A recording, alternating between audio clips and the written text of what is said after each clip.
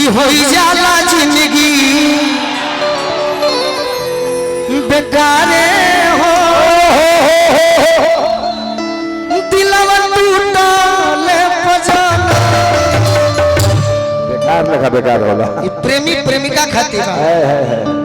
गीत कोनो बाउर ना होला अभी गाई तो के नहीं खे सुन ले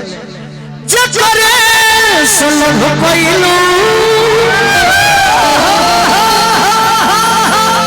ओकरे से परेशानी बा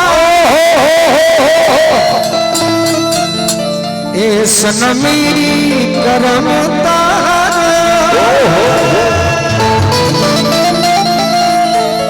लागे खानदानी देखा यहाँ लव ज्वाइन ट्रैवल अब ये तो कमी बा रुका भाई दे ले तो खोली खोली सबे तो खोलिए के दे तारू बन को के दी सही बात इहो खोलो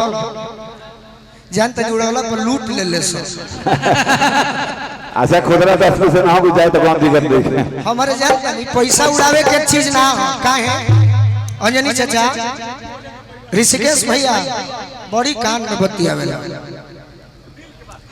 अरे अतना ना कुछ और नहीं बोलो तो केकरा पैसा उड़ावे के चीज काहे ना बताई एगो तो लक्ष्मी होई गोड़ से धंगा जाई है दूसर का बा कि जोन गायक के संगे रहेले सब लइका बा और मिली 4000 अब होरे पूछबा तो कहे सके भैया 2500 रहे का कर ले और रात में ड्यूटी कर ले 10 कुछ के बढ़िया सुना तो घाटा में पड़ी है गोलू राजन ये ले उड़ावे के नहीं के हां अभी गीत खराब बा जानी चाचा तहार हमार ऊपर बा मुझे बनावल उपगले नु होई प्यार जे बनावल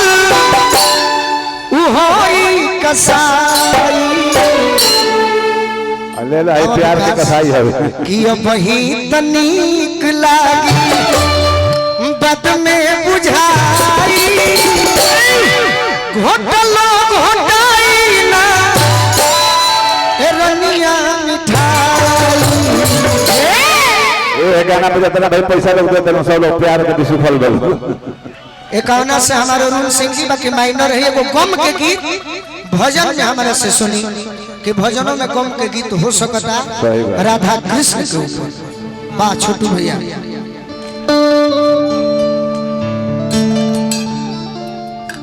ई गाना में कोई कुछ ना करी पैसा वजह कुछ ना दी बस कहता है दिक्कत बका काम ना ना भैया देव सब है महाराज रोजी रोटी खराब क्या करो ए भाई जोरे वाला आदमी माने अचार सही तो लगाता बगोलू रजब ये तो तारा से दुश्मनी हो रही है हां भैया वो सुना दो जी समय हो राधिका जी वन में हाँ जी उदास कुछ कहता नहीं कर महादेव जी के ना हमारा मन से सुनी ना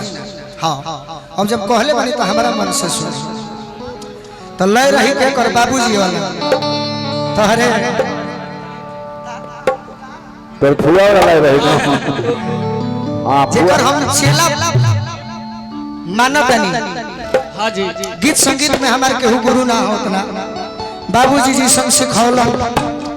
तेगो रौरा सबके भजन में हम गम के गीत सुनावत हनी सही बात है भजन में गम के गीत लइका लइकी के ऊपर गोलू राजा बहुत गौले बड़े